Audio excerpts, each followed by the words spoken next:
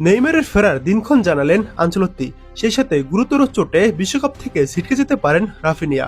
দেখুন, দীর্ঘদিন of form O injury থাকার পরও ব্রাজিলের বিশ্বকাপ লাইন আপে নেইমারকে নেয় ব্যাপক সমালোচনার মুখে পড়েন কার্লো আনচেলত্তি।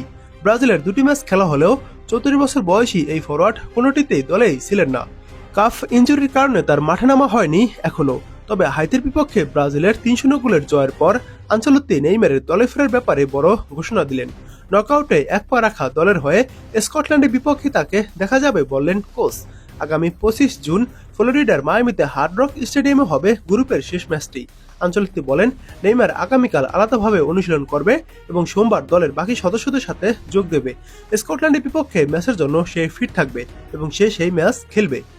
নেইমারকে ছাড়া ব্রাজিলের আক্রমণভাগ সামলেছেন Vinicius Junior, Matheus Cunha, Raphinha ও ইগোর থিয়াগো। প্রথম ম্যাচে মরক্কোর জাল কাঁপান ভিনিসিয়াস। ম্যাচটি 1-1 গোলে ড্র হয়। হাইতির বিপক্ষে রিয়াল মাদ্রিদ তারকা একটি গোল ও একটি অ্যাসিস্ট করেছেন। এদিন মেথিউস কুনহা দুটি গোল করেছেন। দুজনেই এখন পর্যন্ত চলতি বিশ্বকাপে ব্রাজিলের সর্বোচ্চ গোলদাতা। তবে প্রথমার্ধে খেলা শেষ হওয়ার ঠিক 10 মিনিট আগে চোট পেয়ে মাঠ ছাড়েন রাফিনিয়া। বার্সেলোনা খেলা এই উইঙ্গারের চোট নতুন করে দুশ্চিন্তায় ফেলেছে কোচ কার্লো আনচেলত্তিকে। ম্যাচ ঘড়ির 40তম মিনিটে মাঠের একপাশে আচমকা হাঁটু মুড়ে বসে পড়েন রাফিনিয়া।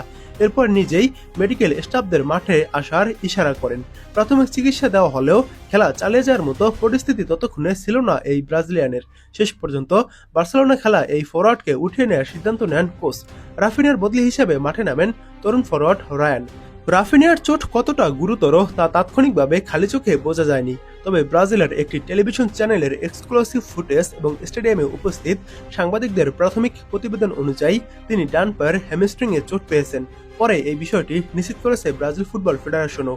তারাও জানায় রাফিনিয়া হ্যামস্ট্রিংয়ের চোট পেয়েছেন। গত মার্চে জাতীয় দলের হয়ে খেলার সময় একই জায়গায় চোট পেয়েছিলেন রাফিনিয়া, যার ফলে প্রায় 1.5 মাস মাঠের বাইরে থাকতে হয়েছিল তাকে। সেই চোটের কারণেই অ্যাটলেটিকো মাদ্রিদের বিপক্ষে চ্যাম্পিয়ন্স লিগের কোয়ার্টার ফাইনালে দুটি ম্যাচই মিস করেছেন বার্সেলোনার এই তারকা। চলতি সপ্তাহের শেষে আরও কিছু পরীক্ষা নিরীক্ষা করার পর রাফিনিয়ার চোটের প্রকৃত অবস্থা জানা যাবে। তবে মাত্র 3 মাস আগের পুরনো চোট নতুন করে ফিরে আসায় তার যে প্রক্রিয়া দেখা গেছে মাঠে, তাতে বিশ্বকাপের বাকি ম্যাচগুলোতে তার মাঠে নামা নিয়ে বড় ধরনের সংখ্যা তৈরি হয়েছে।